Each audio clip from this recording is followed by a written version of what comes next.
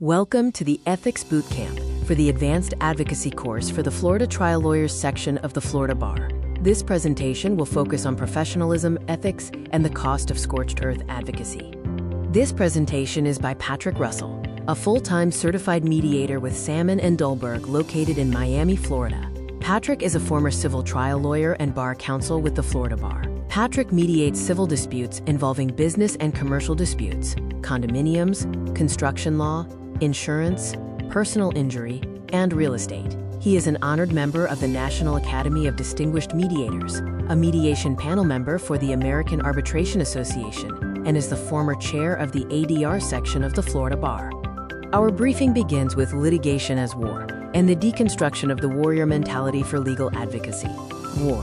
What is it good for? Absolutely nothing. Scorched earth litigation results in lost ground, wasted resources and time, and damages to careers, finances, health, relationships, and reputation. Our strategic mission involves 4 areas: attacking the, quote, winning at all costs myth, an ethics debrief, tactical reconnaissance of scorched earth tactics, and a strategic reassessment of our rules of engagement. The win at all costs myth is embodied by General Patton's quotes, urging constant attack.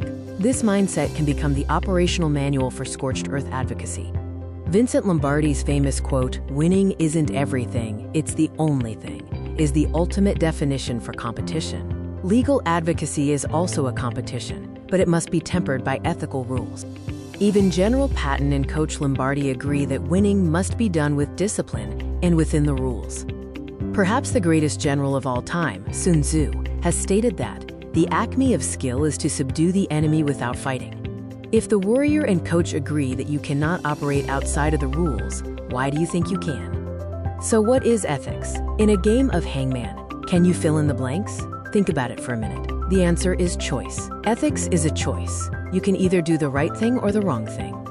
Choose wisely. Now we are going to have our ethics debrief. First question, can you be unprofessional and also be ethical? What say you? Ethics and professionalism are related and intertwined, much like chocolate and peanut butter. Ethics can be found in codified rules. Professionalism is a standard of conduct. Not all unprofessional conduct is an ethics breach. However, too much unprofessionalism or going too far can be an ethics violation. As such, professionalism is a vital component of ethics. Now we are going to turn to piercing the zealous advocacy defense. Historically, the idea of zealous advocacy mentioned in the Rules of Professional Conduct preamble served almost as a mandate for aggressive advocacy. The preamble for Chapter 4 of the Professional Rules of Conduct is where this all started, by stating that as an advocate, a lawyer zealously asserts the client's position. Given the concern over rising complaints over civility and professionalism, the Oath of Admission to the Florida Bar was amended in 2011. The Oath of Admission to the Florida Bar now includes a pledge to fairness, integrity, and civility to opposing parties and their counsel. In 2024, the concern over civility and professionalism is once again raised, and the Florida Bar requested that the Rules of Professional Conduct be amended to remove references to zealous. In 2024, the Florida Supreme Court, in this opinion, declined to remove references to zeal and zealous from the preamble. However, the Florida Supreme Court made it very clear that zealous advocacy does not excuse misconduct.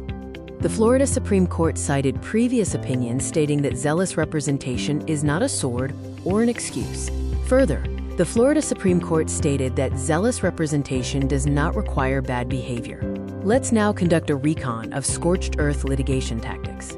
Included as examples are frivolous claims, Rambo litigation, and discovery games. Can you think of other examples? Scorched earth litigation tactics can be addressed in Rule 4 to 4.4 and 4 to 8.4 of the Rules of Professional Conduct.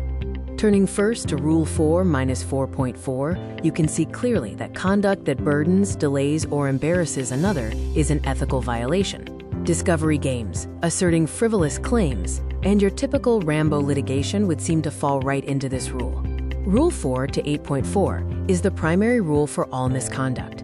Section C addresses fraud, deceit, and misrepresentation and should be obvious. However, Section D is a broad catch-all that might not be as obvious to most. Taking any action that would disparage, humiliate, or discriminate against anyone is fair game for an ethical violation. Insults and name-calling fit this bill perfectly. Let's now address the common causes for scorched earth tactics. On the systemic side, we have the competitive pressure to win, the pressure of time or lack thereof, and the pressure of money for winning billable hours or bonuses. On the personal side, we are dealing with ego and the need to be right, not letting go, and a general lack of discipline, lack of control, and no filter that can get you in trouble. Here we are going to conduct a battle damage assessment for the results of scorched earth tactics. Killed in action are careers, bar complaints, and sanctions. Wounded in action are your own personal finances, health, anxiety, and stress. Missing in action is your own time, focus, reputation, and the goodwill of judges. Finally, the civilian casualties are clients, colleagues, and family. So what are the solutions to avoiding scorched earth litigation tactics? Well, they are essentially the opposite of their cause. On the systemic side, you need to do your best when representing clients, as you do not ultimately control the outcome. You need good time management to avoid time pressures. Finally, for the pressure of money, you just need to consistently do good work, and that will take care of the rest. For the personal and ego side, be flexible and open, let go of adverse outcomes, stay in the present, and move on, while remaining disciplined and playing within the rules. For inspiration, I want to leave you with 3 important and relevant quotes from the greats. First up is this one by President Kennedy. "Civility is not a sign of weakness." Here, Justice Anthony Kennedy stated, "Civility is the mark of an accomplished and superb professional, but it is even more than this. It is an end in itself." Finally, think about this one. Resolve to be honest at all events.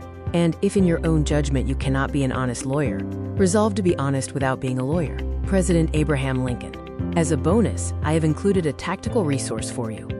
The 4 Agreements by Don Miguel Ruiz is an amazing book that can change your outlook on life and how you deal with people. The great thing is that each of his 4 principles actually line up to address the many causes of scorched earth litigation tactics. This is a true gem of a book for your legal practice and life. I hope you have enjoyed this presentation. If you should have any questions or wish to reach out to Patrick Russell, he can be reached by email or via his telephone number here on the screen. I wish you all the very best going forward and winning by the rules. Less dispute, more resolution.